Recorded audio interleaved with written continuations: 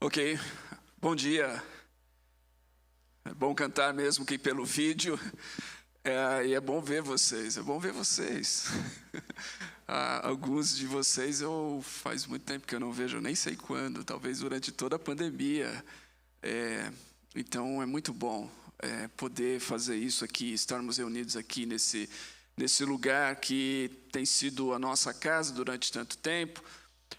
Mas que é um lugar que a gente obviamente já viu que é um lugar pequeno e que principalmente agora nesse pós-pandemia se faz necessário termos um espaço maior para que a gente possa reunir com as condições adequadas para congregar todo mundo. Mas Deus proverá isso no seu tempo.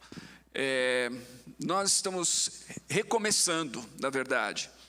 O ano passado, eu lembro que várias vezes, conversando com o pessoal do Conselho Pastoral, a equipe pastoral, logo no início da pandemia, a gente pensava, na verdade, de algumas semanas, depois a gente pensou em alguns meses, 2, talvez 3 meses, e o tempo foi se arrastando. E no meio disso, nas nossas conversas, eu lembro ter falado em algum momento, algo que depois eu ouvi várias vezes de vários outros pastores e líderes, e tem sido discutido bastante sobre a necessidade desse retorno ser um retorno gradativo, que se assemelha a uma fisioterapia. E eu me lembro, pelo menos em uma vez na minha vida, eu quebrei um braço, e o braço foi lá engessado durante meses, e eu lembro da sensação, quando eu fui tirar o gesso lá, e eles têm aquela serrinha que vai cortar, você pensa primeiro que vai cortar o seu braço, né, porque parece que vai aquele negocinho, e o cara passa e corta assim. Eu era criança, né, aquele pavor total, e depois eu não queria mexer o braço, porque ele ficou assim, né, durante meses. Aí minha mãe falou, não, mexe o braço para baixo. Não, mas eu não queria, eu tinha medo que ia doer e tudo, e foi todo um processo de eu aprender a reutilizar esse braço. E da mesma maneira eu acredito que nós como igreja, reunindo dessa forma presencialmente, nós temos que fazer uma fisioterapia, é um retorno gradativo, não só como igreja, mas em muitas coisas na nossa vida. E é isso que nós estamos fazendo aqui, nós estamos retornando hoje, e vai ser um retorno gradual, vai ser um retorno fisioterapêutico em muitos aspectos, a gente aprender a se reunir presencialmente, a gente aprender a lidar com esses protocolos, né, máscaras, higiene e tudo mais, todas essas coisas, distanciamento, até que a gente possa voltar a fazer isso, quem sabe, com mais liberdade futuramente. E por isso nós pensamos nessa série. Na verdade, essa série já estava planejada desde o ano passado, porque nós estamos aguardando o momento para fazê-la. E o momento chegou. Então, o título dessa série, essa série desde o ano passado nós já tínhamos, que chama-se Renovo. Estamos esperando por esse momento. Então, essa é a série que nós finalmente podemos compartilhar durante esse mês de agosto. A série chama-se Renovo. Hoje nós vamos falar sobre a vida. E o texto que eu separei é 2 Coríntios capítulo 5. Eu vou ler para vocês, ou com vocês, os versículos 14 a 17. Eu estou lendo da NVT. Na verdade, NVT é o que eu vou usar aqui, mas qualquer versão você pode acompanhar. E diz assim, a partir do versículo 14: de qualquer forma, o amor de Cristo nos impulsiona, porque cremos que Ele morreu por todos, também cremos que todos morreram. Ele morreu por todos, para que os que recebam sua nova vida não vivam mais para si mesmos, mas para Cristo, que morreu e ressuscitou por eles. Portanto, não avaliamos mais ninguém do ponto de vista humano. Em outros tempos, pensávamos em Cristo apenas do ponto de vista humano, mas agora o conhecemos de modo bem diferente. Logo, todo aquele que está em Cristo se tornou nova criação. A velha vida acabou e uma nova vida teve início. Logo no início, na verdade, da pandemia, você deve ter ouvido e lido a expressão novo normal. Na verdade, essa expressão foi usada muito e ainda é usada, ainda tem aqueles que falam sobre o novo normal. ela também foi contestada. Teve outros que falaram que era um exagero falar sobre novo normal, que não haveria um novo normal, que isso não fazia sentido. De qualquer maneira, a expressão foi usada muito para falar sobre esse novo tempo após a pandemia. Muitos estavam antecipando que quando passasse a pandemia, a vida seria diferente em vários aspectos. E exatamente nesse ponto eu creio que eles acertaram, porque realmente a vida é e vai ser diferente em vários aspectos. É mais ou menos, se a gente pensar, para quem viaja, principalmente para quem viaja internacionalmente, como foi a vida depois de 11 de setembro. Para as pessoas que viajam, para os aeroportos ao redor do mundo. Antes de 11 de setembro, a viagem ela tinha um fluxo, as coisas aconteciam de uma determinada maneira. Depois de 11 de setembro, tudo mudou. As pessoas começaram a ter que se planejar muito mais por causa dos protocolos de segurança no aeroporto, isso e aquilo. Viagens internacionais depois de 11 de setembro nunca mais foram as mesmas. Passou já bastante tempo, algumas coisas afrouxaram, talvez em alguns voos as pessoas já usam talheres, verdadeiros mesmo, não de plástico como no começo. As coisas mudaram um pouquinho em alguns voos, mas nunca mais foi o mesmo. A verdade é essa, o mundo da aviação, dos aeroportos, de segurança, nunca mais foi o mesmo. Na pandemia e pós-pandemia, tem muitas coisas que possivelmente não serão as mesmas, ou se voltarem a acontecer, vai demorar muito tempo para que elas voltem a acontecer. Essa é a realidade. A OMS prevê que nós só nos veremos totalmente livres do vírus em 2025. Ou seja, pelo menos até 2025, você ainda vai ter essa sombra do vírus circulando de uma forma ou outra, possivelmente, cremos, com menor intensidade, mas isso ainda vai exigir com que a gente tenha e siga certos protocolos e tenha certas coisas. Então, o novo normal, na verdade, que eles falaram, é algo... em muitos aspectos é algo real. E não é de estranhar, porque a nossa vida ela é feita de novos normais. Ela é feita disso, ela é feita de mudanças que nos forçam a nos comportarmos de maneira diferente. Por exemplo, quando você começou a trabalhar, primeiro emprego, isso foi um novo normal na sua vida, isso foi um novo momento na sua vida, que forçou você a ter comportamentos novos. Talvez antes de você conseguir o seu primeiro emprego, você dormia até um determinado horário, você tinha uma rotina mais relax, você fazia isso e aquilo. Quando você começou a trabalhar, as coisas mudaram. Eu lembro que isso começou para mim muito cedo, na verdade. Eu era ainda adolescente quando eu comecei a trabalhar, e minha primeira carteira assinada, que aquilo era uma grande conquista na época, eu era adolescente. Mudou muita coisa na minha vida. Eu tinha que ter uma disciplina que antes eu não tinha, e uma série de coisas. Mesmo hoje, para os profissionais liberais, para as pessoas que trabalham em casa, para as pessoas que trabalham agora em home office, você tem que ter uma determinada rotina, uma certa disciplina, um certo senso de responsabilidade para entregar aquilo que você precisa entregar dentro do prazo. Caso contrário, você vai ter problemas. A mesma coisa acontece em outras áreas da nossa vida. Quando nós casamos, ou quando, uma vez casados, quando nós temos filhos, há mudanças grandes que acontecem nesses novos normais da vida. E assim também após períodos onde há um grande acontecimento na humanidade, como eu já citei, 11 de setembro, ou um período de guerra, toda a geração pós-guerra. Nós nunca enfrentamos isso e nunca passamos por isso, mas nações e pessoas que passam por guerras e conflitos grandes no país, ou grandes catástrofes, o mundo pós-tsunami, essas coisas, e a pandemia. Então são momentos de transição, de mudança, que forçam-nos a nos adaptar a uma nova realidade, que forçam-nos a termos uma atitude diferente. E isso é importante. Quando a gente lê esse texto de Paulo, Paulo está falando aqui dessa transição, de uma mudança na vida que força aquele que experimenta essa mudança a encarar a vida de maneira diferente. Então esse texto de 2 Coríntios, capítulo 5, principalmente o versículo 17, ele é muito conhecido, né? Muito citado. Pelo menos para mim, eu acho que eu memorizei isso ainda lá no começo. Era uma daqueles versículos que me ensinaram a memorizar na Bíblia. Né, se alguém está em Cristo, é nova criatura, as coisas velhas já passaram, eis que tudo se fez novo. E para enfatizar exatamente isso, essa mudança de vida que acontece com a conversão. Ele fala, de certa forma, de um novo normal para aquele que está em Cristo, para aquele que se converteu. O N.T. Wright diz que esse versículo é um dos melhores resumos para o cristianismo. Nesse versículo você tem aqui um dos melhores resumos para o cristianismo. Então a gente vai meditar um pouquinho sobre isso. Paulo começa o versículo com logo, ou portanto. E sempre que você vê isso nas Escrituras, sempre que você vê isso no texto bíblico, você tem que voltar um pouquinho o texto, porque aqui você tem uma conjunção. Ele está ligando essa ideia a uma ideia anterior. Então a gente tem que dar uma olhadinha no que ele falou antes. Por isso que eu li alguns versículos anteriores do que Paulo está falando.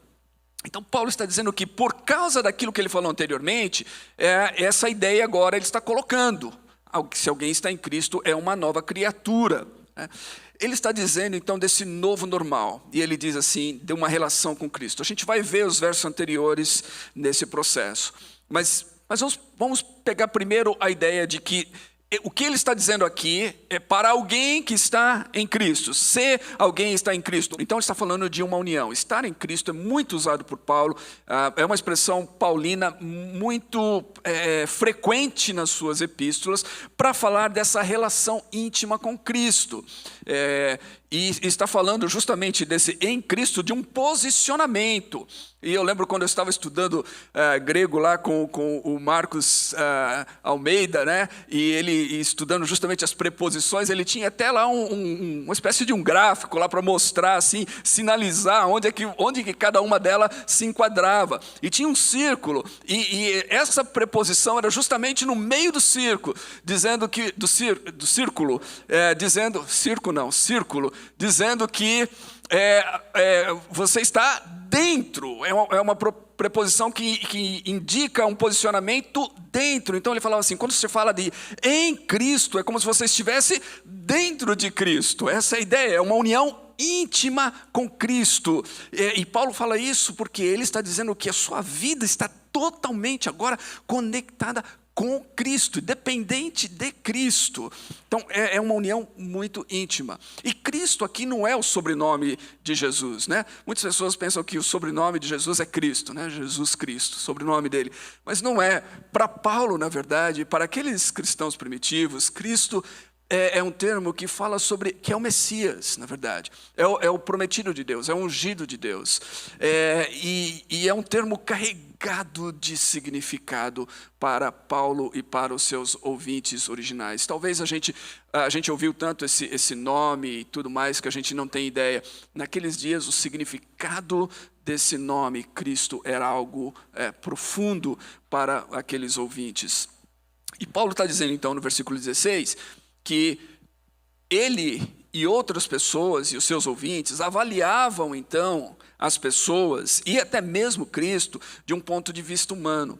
O contexto dessa epístola é que Paulo está falando o seguinte, ele está defendendo o seu apostolado. Segundo os Coríntios, Paulo está defendendo o seu apostolado.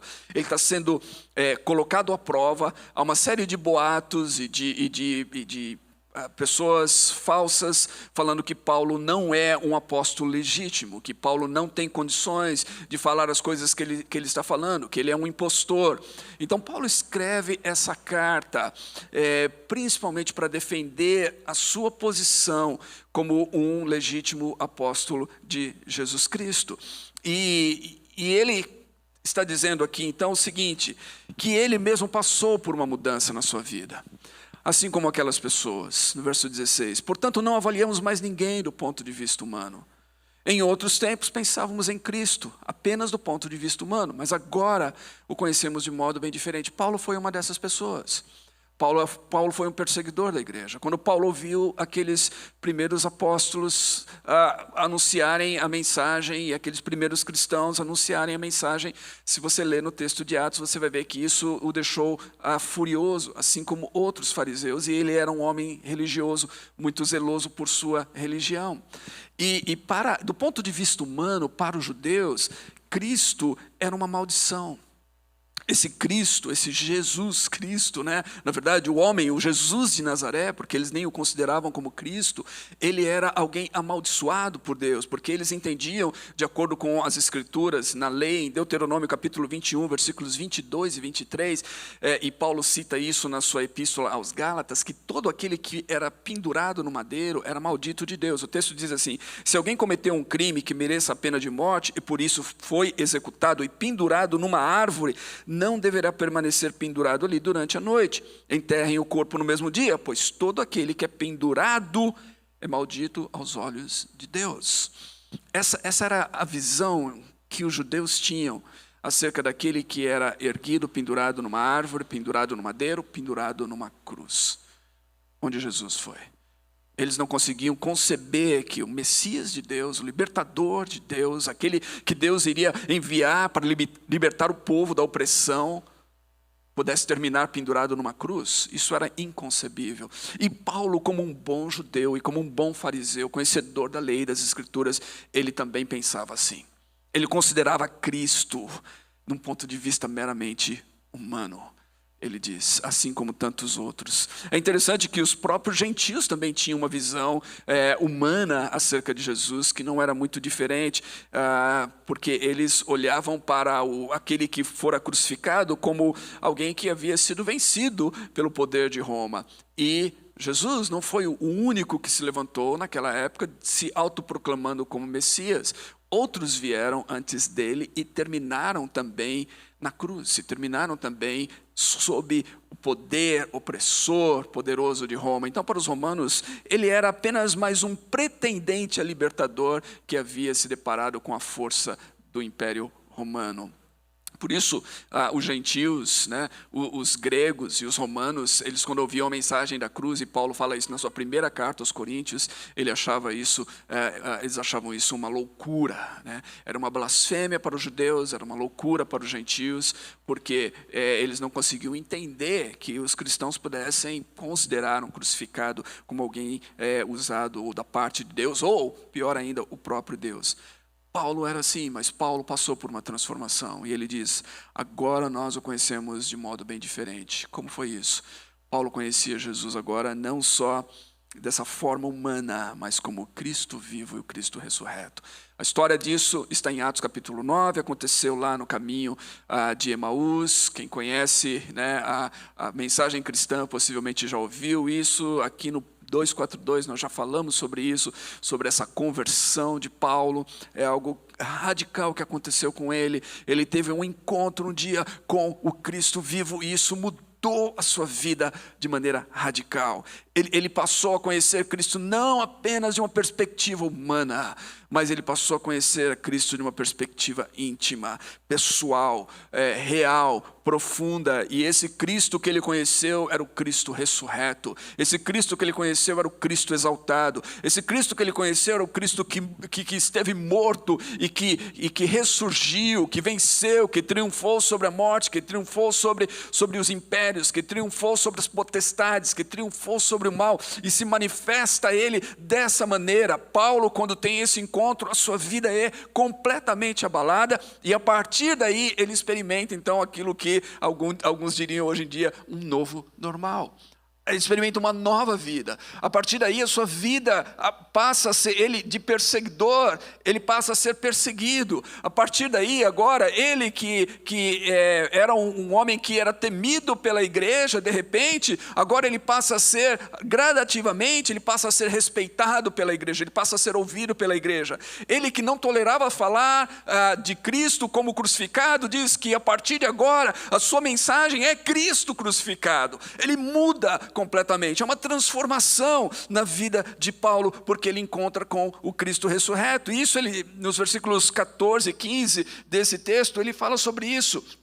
Ele fala, de qualquer forma, o amor de Cristo nos impulsiona porque cremos que Ele morreu por todos, também cremos que todos morreram. Ele morreu por todos para que os que recebem a sua vida não vivam mais para si mesmos, mas para Cristo que morreu e ressuscitou por eles. Então Paulo diz, Cristo morreu, logo nós morremos com Cristo, nós fomos crucificados também. Ele usa essa expressão aos Gálatas, Cristo ressuscitou, nós ressuscitamos com Cristo. Esse Cristo que ressuscitou nos deu também uma nova vida com Ele, uma vida ressurreta. E a gente sabe que Paulo usa justamente o batismo como essa metáfora da morte e da ressurreição, na identificação com a morte de Cristo ao descer nas águas do batismo e com a ressurreição de Cristo ao ser erguido das águas para uma nova vida. Então o cristão conhece Cristo, mas conhece Cristo de uma maneira diferente.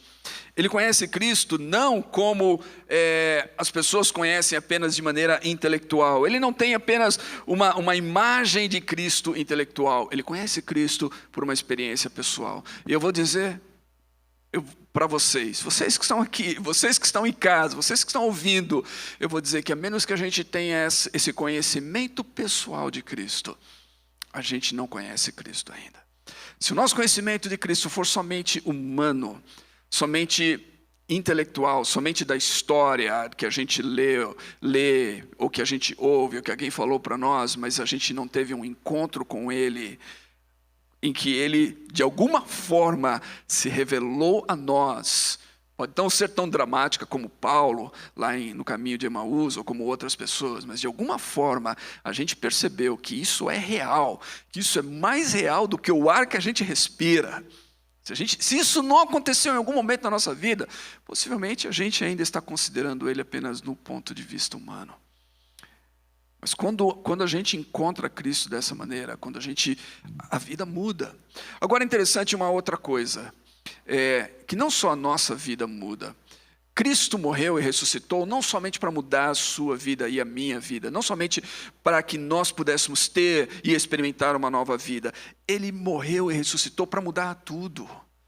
Não só a sua vida e a minha. Muitas vezes eu li esse texto, muitas vezes eu ouvi esse texto de 2 Coríntios 5,17, com referência justamente a essa mudança pessoal, individual, e ela é verdadeira. Ele começa dizendo, logo, todo aquele que está em Cristo, está falando da pessoa, do indivíduo, aquele que está em Cristo se tornou nova criação. Mas não é só isso, é mais do que isso, é mais do que uma mudança pessoal. Cristo morreu e ressuscitou para inaugurar uma nova criação. E o termo, a palavra criação aqui é interessante, porque algumas versões antigas, eu memorizei esse texto com a versão de Almeida, e as de Almeida, todas elas usam até hoje a ideia de uma nova criatura, né? Uma nova criatura. A Bíblia da linguagem de hoje, ela fala nova pessoa, mas a ideia aqui é um pouquinho mais abrangente. Nova criação é realmente a ideia do grego, é a ideia de um novo começo, de um novo normal, não só para as pessoas, mas para a história. E Paulo, a gente não tem tempo para ficar explorando muito isso aqui, mas Paulo, ele entende isso, porque ele entende que em Cristo, Deus está começando uma nova humanidade, na verdade. Assim como Deus começou uma humanidade em Adão, Cristo ele foi, né, o último Adão e o segundo homem. Paulo usa essas denominações para Cristo, ou seja, o último Adão porque em Cristo morreu toda aquela linhagem de Adão. E em Cristo nasce um novo homem, uma nova criação, uma nova humanidade, uma nova sociedade, um novo mundo, a gente pode dizer, porque a partir da morte e ressurreição de Cristo, Deus está restaurando não só os seres humanos, mas todas as coisas, a própria natureza, o próprio mundo. Então isso muda tudo, a gente experimenta de certa forma aquilo que Isaías e outros profetas profetizaram no passado, mas eu vou ler o texto de Isaías, capítulo 43, versículos 18 e 19, onde ele diz assim: não vos lembreis das coisas passadas, nem considereis as antigas. É bem interessante esse termo antigas, porque é exatamente o termo que Paulo usa no original grego ao falar sobre essa transformação, quando ele fala a velha vida acabou. Ele está falando da vida antiga, que Isaías fala aqui: não considereis as antigas, eu faço uma coisa nova que já está para acontecer. Não percebestes ainda, porém um caminho no deserto e rios no ermo. O profeta Isaías está falando aqui desse tempo em que Deus vai restaurar as coisas, de um tempo novo para a criação, de um tempo novo para o mundo, de um tempo novo para essa terra criada por Deus. E Paulo está dizendo que isso aconteceu quando Jesus morreu e ressuscitou. Então não foi só a minha vida e a sua vida, é a vida de Paulo. Não é só a vida dos cristãos que muda, mas muda tudo. Muda tudo. Por isso que eu comecei falando desse novo normal, porque tem que mudar tudo, na verdade, se Cristo morreu e ressuscitou e se nós estamos conectados com Ele. É interessante essa ideia do contraste novamente entre o velho e o novo, entre a nova criação e a velha vida, porque essa velha vida que Paulo está falando aqui, no original, como eu disse, dá a ideia daquilo que é antigo. Na verdade, ela poderia ser traduzida até como algo que é original, como algo que é desde o início, ou seja, está falando da criação de Deus lá no Gênesis. E quando você abrange esse texto de maneira ainda maior, algo que a gente não pode fazer aqui, se você voltar lá no capítulo 5 e no capítulo 4, você vai ver que Paulo está trabalhando exatamente com essa ideia da criação. Paulo está trabalhando com Gênesis. Quando no capítulo 4 Paulo está falando da escuridão e daqueles que estão cegos, o Deus deste século cegou o entendimento dos incrédulos para que ele não lhes resplandeça a luz do evangelho da glória de Deus.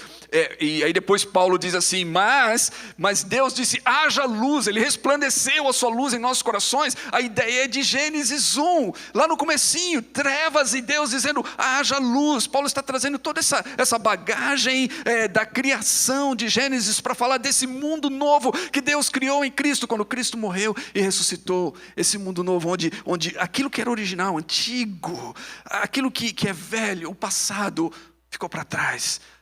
Deus começa algo novo.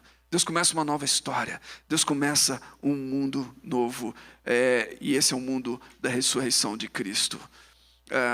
Paul Barnett, no seu comentário aos Coríntios, ele diz o seguinte: se em relação à humanidade em geral, a nova criação foi inaugurada na primeira Páscoa, a primeira Páscoa cristã, Cristo ali, porque foi ali que dali ele sai para o jardim, ele é preso, ele morre.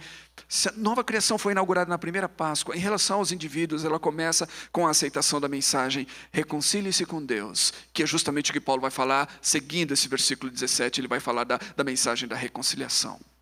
Ele fala ainda, para a humanidade em geral, e os indivíduos em particular, toda a força da nova criação não será experimentada ou vista até o fim da história, no retorno do Senhor na glória. Ou seja, Deus começou isso, e evidentemente Ele vai completar isso. Isso vai se completar na parúzia, na manifestação, no retorno de Jesus. Mas nós já fazemos parte de uma nova criação de Deus, de um novo mundo de Deus. Esse mundo no qual nós vivemos após a ressurreição de Cristo é um mundo novo, é um mundo que Deus está refazendo, reconstruindo, e que Deus usa das nossas vidas para isso. Então, como que é uma vida renascida? Como que é uma vida recriada? Como que é uma vida renovada, se nós estamos falando de renovo? Como é uma vida renovada em Cristo? Rapidamente, alguns dos sinais desses versículos. Primeiro, é uma vida de amor. O amor passa a ser a nossa motivação. Versículo 14, Paulo diz que o amor de Cristo é o que nos move, é o que nos impulsiona. E essa é uma das primeiras características, se não a marca principal, conforme Jesus e Francis Schaeffer escreveu o livro sobre a marca dos cristãos, é o amor. O amor passa a ser a característica. Por quê? Porque Deus é amor. E se nós estamos nele, e se Ele está em nós, e se nós vivemos a sua vida, então essa tem que ser uma vida caracterizada pelo amor. É o amor que nos impulsiona, é o amor que nos move. O amor é a nossa motivação. Segundo, Paulo fala sobre uma vida de serviço, uma vida em que você se oferece para servir os outros. Ele diz isso no versículo 15, ele diz que Cristo morreu por todos, para que os que recebem a sua nova vida. Nota que ele está falando aqui, recebem a nova vida de Cristo, essa vida do Cristo ressurreto que nós recebemos em nós. Por isso ele vai dizer aos Colossenses, Cristo em nós, esperança da glória. Aqueles que recebem a sua nova vida, não vivam mais para si mesmos, mas para Cristo. que morreu e ressuscitou por eles. Quando você recebe essa nova, quando você conhece Cristo assim, quando você experimenta Cristo assim, você experimenta esse amor de Deus que passa a ser o motivador da sua vida, das suas atitudes, e você recebe também uma disposição ao serviço. Você já não olha mais para a vida com os mesmos olhos, você agora começa a pensar em servir, a viver não para si, não para os seus interesses, não buscando aquilo que é melhor para você, mas você começa a olhar ao redor e buscando os interesses de Cristo, e como servir a Cristo, e como glorificar a Cristo, e como fazer a vontade de Cristo, e como tornar Cristo conhecido. Terceiro é esse conhecimento do Cristo ressurreto que eu já falei. Paulo diz em outros tempos ele conhecia de maneira humana, mas agora ele conhece diferente, ou seja, isso é uma evidência. Cristo para nós não é mais uma ideia, Cristo é uma pessoa na qual nós estamos e que está em nós, que temos essa união que foi chamada de uma união mística, porque ela vai além da nossa compreensão intelectual. É assim que nós conhecemos Cristo. E isso nos leva a termos uma nova visão do mundo. Nós já não vemos mais, assim como nós não vemos o Cristo de maneira meramente humana, nós já não vemos mais o mundo de maneira meramente humana. Esse mundo não é mais visto com os mesmos olhos. Agora nós experimentamos uma nova visão do mundo, assim como as pessoas da pós-pandemia começam a ter uma nova visão de muitas coisas no mundo. As pessoas começam a perceber muitas coisas que elas faziam de maneira normal, elas começam a repensar agora, depois desse evento, depois desse acontecimento. Então, nós também. É interessante que, se a gente voltasse um pouquinho no capítulo 4, do versículos 17 e 18, Paulo vai falar sobre isso. E ele vai falar que a sua visão do mundo todo mudou. Ele já não enxerga mais o mundo com os mesmos olhos. Ele passa a ver o mundo pelos olhos dessa fé. Ele passa a ver o mundo agora pelos olhos dessa união com Cristo. Ele já não anda mais fixando o seu olhar nas coisas visíveis apenas. O mundo já não é apenas um mundo material para Paulo. Agora ele tem uma percepção de coisas que vão além da matéria, que vão além daquilo que é tangível, que vão além daquilo que é imediato. Ele começa a ter uma visão de coisas que são espirituais. Ele começa a ter uma compreensão de coisas que são espirituais, que não se veem com os olhos físicos, mas que são reais, que são verdadeiras. É isso que Paulo está dizendo, porque a sua visão do mundo mudou. E isso reorienta a sua vida, toda a vida. Isso inclusive renova a sua esperança. Ele vai dizer lá no capítulo 5, no comecinho desse capítulo, se você ler depois, eu não vou ter tempo para ler aqui, mas ele vai falar de como isso muda a sua visão, não só diante de toda a vida, mas até mesmo a sua experiência do sofrimento tem um novo significado. A sua visão e a sua atitude diante da morte muda também. Ele fala que o sofrimento, por exemplo, as aflições desse presente tempo, elas não se comparam com aquilo que Deus vai manifestar em nós. Mudou a sua perspectiva, o sofrimento é real, é verdadeiro. Paulo não está negando que ele seja, ele sofreu, ele sabia o que era sofrer,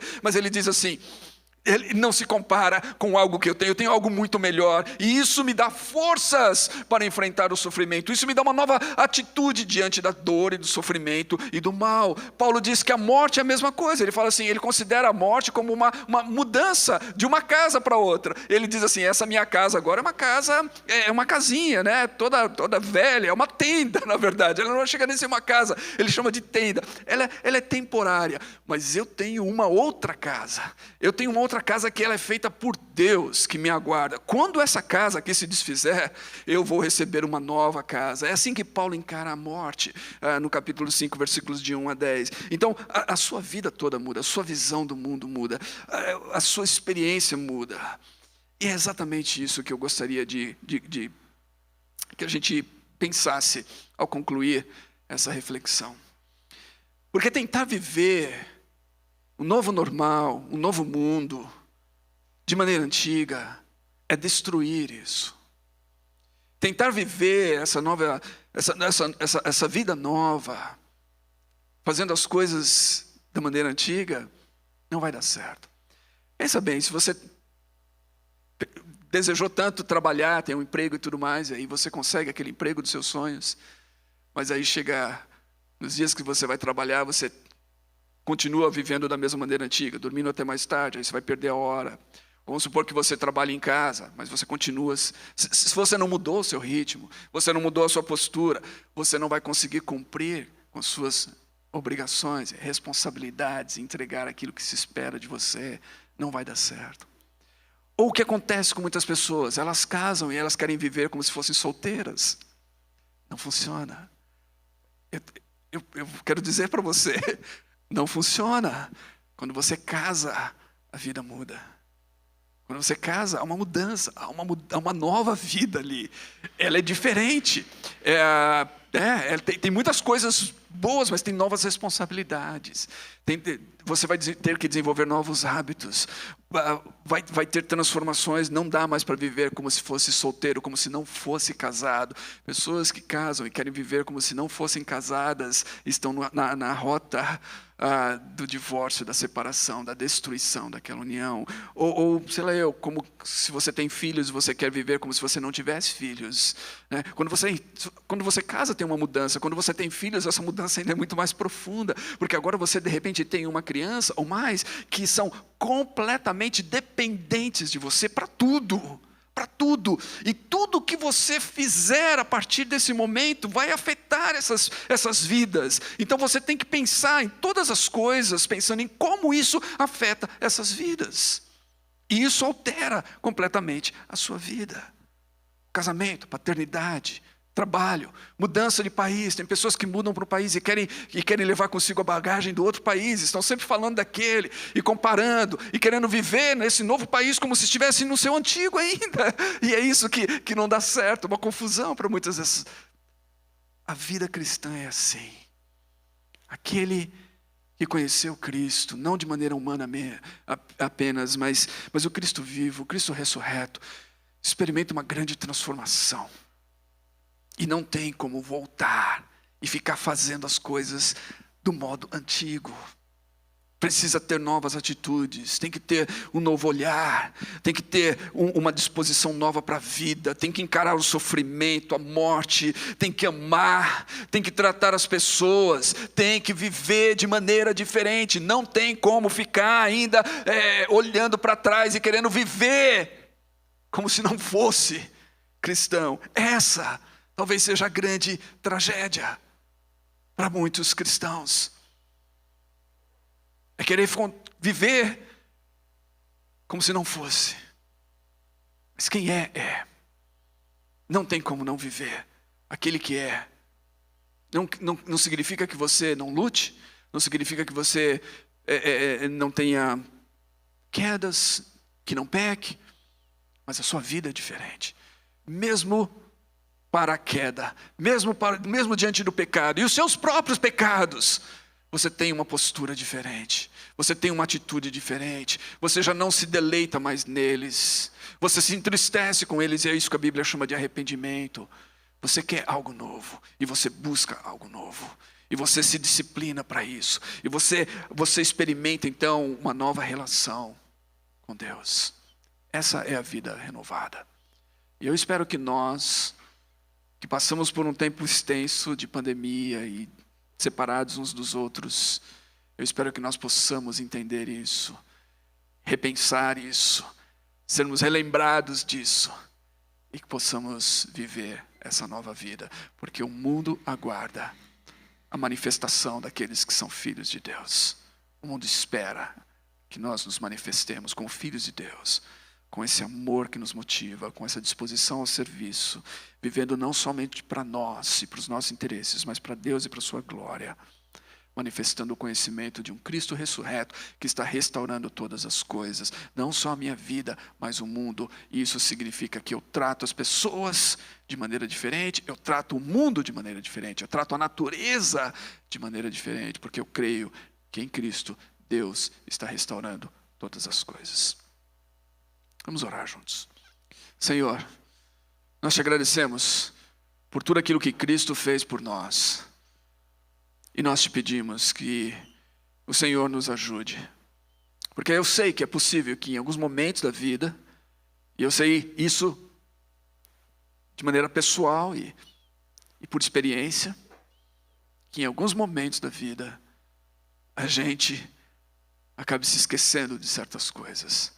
ou a gente acabe negligenciando certas coisas, ou a gente acabe sendo tentado ou puxado por uma força do passado para vivermos, para nos comportarmos, para pensarmos de maneira antiga.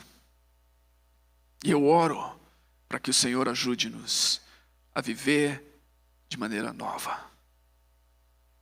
Eu oro para que essa experiência e que esse retorno para muitas pessoas possa ser de fato um retorno para essa nova vida.